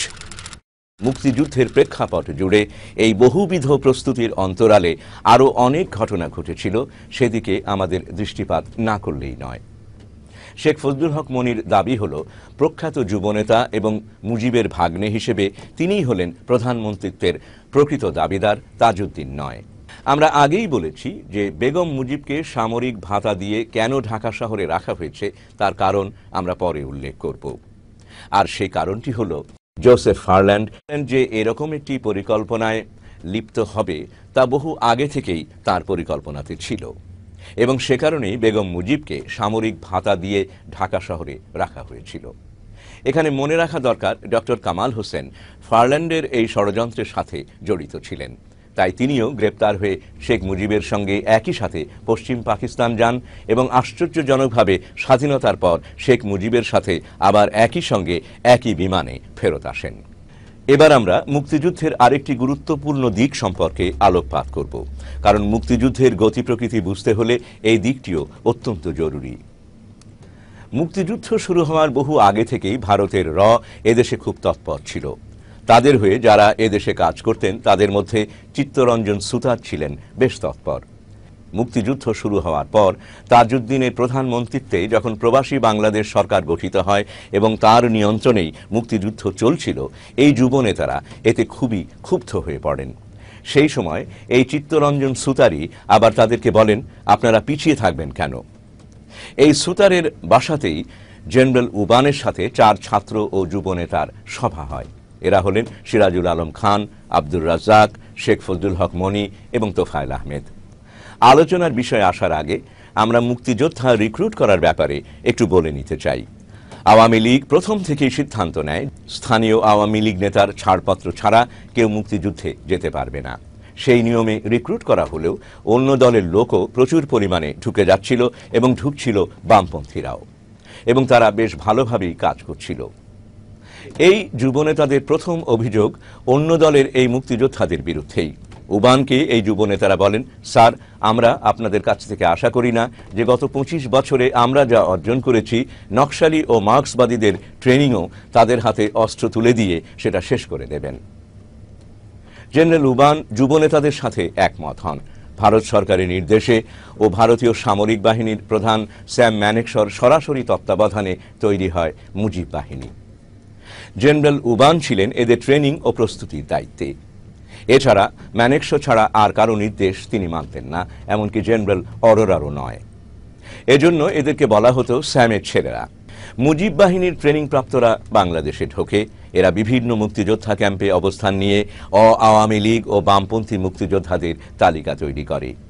Mujib বাহিনীর শেখ ফজলুল হক মনির group অনেক জায়গাতেই brush fire করে বহু মুক্তিযোদ্ধাকে হত্যা করে, এবং মুজিব বাহিনীর লক্ষ্যের এই তীব্রতা ও নিষ্ঠুরতার বিষয়টি আরও স্পষ্ট হয়ে উঠবে আব্দুর রাজ্জাকের দেয়া প্রামাণ্যচিত্রের সেই সাক্ষাৎকারটিতে। রাজ্জাক বলেন, আমরা যদি আমাদের পূর্ব পরিকল্পনা অনুযায়ী পূর্ণ পরিকল্পনা যুদ্ধ করতে পারতাম এবং যুদ্ধ করে যে পাকিস্তানি থেকে পরাভূত করতে পারতাম, তাহলে যে আগাছাটা রয়ে গেছে, অর্থাৎ যে প্রতিবিপ্লবীরা যারা আজকে রয়ে গেল, তাদের মূল উৎপাদন আমরা করে দিতাম, তারা বেঁচে থাকতো না। এখানে দর্শকদের একটু বলে রাখতে চাই যে আমরা মুজিব বাহিনী সম্পর্কে এত কথা বলছি কারণ, প্রিয় দর্শক, আপনারা দেখবেন স্বাধীনতার পর মুজিব সরকারের আমলে এই জেনারেল উবানি মুজিব বাহিনী নিয়ে রক্ষী বাহিনী গঠনে এক বিরাট ভূমিকায় অবতীর্ণ হয়। বাংলাদেশের ভেতরে মুজিব বাহিনীর এই অ্যাকশনের পর্যায়েই প্রবাসী সরকার মুজিব বাহিনী সম্পর্কে জানতে পারে এবং প্রবাসী সরকার ভারতের নিয়ন্ত্রণে এই আলাদা একটা শক্তিশালী বাহিনীর অস্তিত্বে শঙ্কিত হয়ে পড়ে।